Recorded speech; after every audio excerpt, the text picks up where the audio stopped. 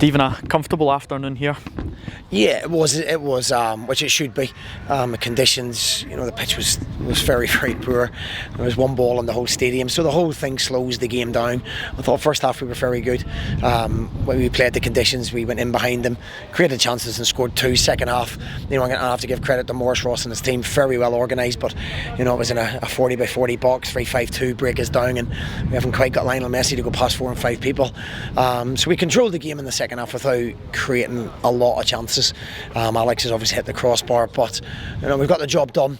There's better decision making to be had. You force it sometimes in games to get, but overall, it was a decent performance first half, and a credit goes to Cowdenbeath for their second half performance as well in terms of organisation. You're still so early in the season as well. I know we've mentioned this a couple of times, but did it have a wee bit of a pre-season feel to it, do you feel? Yeah, it did. We can't deny that. The fans again turned out in their numbers. First half there was a wee bit more life to it, but as I say, it was 30-40 seconds every time the ball went out of play. There was only one ball in the whole of Cowdenbeath, I think, today. So, and by the way, if I was a Cowdenbeath manager, I'd do exactly the same, and I'd slow it down and I'd be behind the ball, I'd defend my own box, and we do that against better teams when we play them. So credit has to be given. It isn't easy to break down. Even the best teams in the world find it very difficult to break down a 3-5-2 in a block just outside their 18-yard box. So we struggled to do that second half, but we moved the ball. There was some decent performances. I thought Mark O'Hara was outstanding. Jonah gets another couple of goals, should have had more. So yeah, we'll take the positives out of it and move on for a better surface and hopefully a better game with more life and energy to it on Tuesday night. Pleased for Jonah to get his 2 goals today? Yeah, he should have had 3. We're on at him all the time, but he can be anything he wants. He's a big boy with lots of attributes, and if he goes and gets us 15 goals this season, then we'll struggle to hold on to him with his attributes, but he's certainly one that we need to keep prodding to make better. People like Ethan Arahan will find him. Ethan's 100th game today, and he's still I think he's just turned 21, so what a good player he could be if he continues doing what he's doing.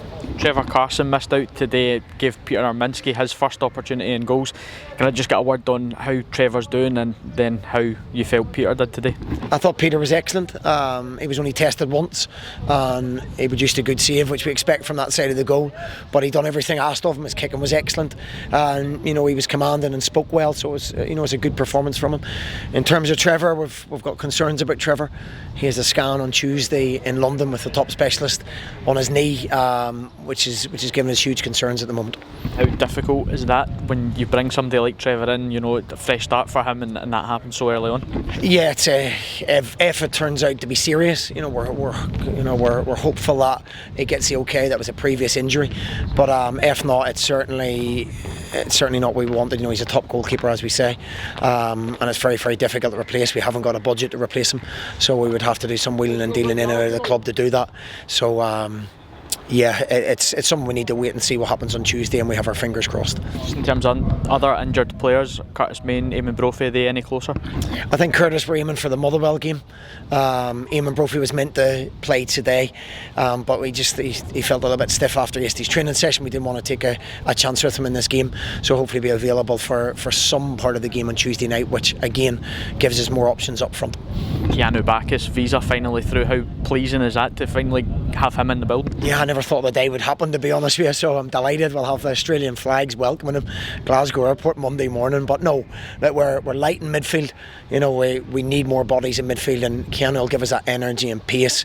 If we can put that other side of Ethan Arahan, then we've got a good midfield. As I say, I thought Mark O'Hara was terrific today. And then it's about bringing it all together. So we have to be patient with Keanu. He needs fitness, he needs to get up to speed, but I'm confident it'll be a good signing. Yeah, and as you mentioned earlier on, 100 appearances for Ethan Arahan in the first team. How happy are you for him? Yeah, young players looking at St Mirren. Hopefully looking at myself for what I'll do with young players. Kieran Offord started today, give us a good 60 minutes, and he'll get better and better for that. So it's a hard roll up there in them conditions, but Ethan, he epitomises probably where St Mirren are. 100 games at 21, so for boys looking to go elsewhere and go and play under 23 football, for me it doesn't make any kind of sense, and I'm confident if Ethan keeps doing what he's doing, we'll do very well to hang on to him, I have to be honest, in the coming seasons. Just lastly, quick turnaround Tuesday night. Yeah, and other boys will get their chances. We took the opportunity to get boys that hadn't played more game time. Ryan Strain, his first 90 minutes, he tired as it went, but it was a good 45 from him. And we'll do the same again. We need minutes and legs. We need to be ready for the 30th of July, ready to go against Motherwell, and all the while trying to win the next games. Stephen, thanks very much for your time. Cheers, thank you.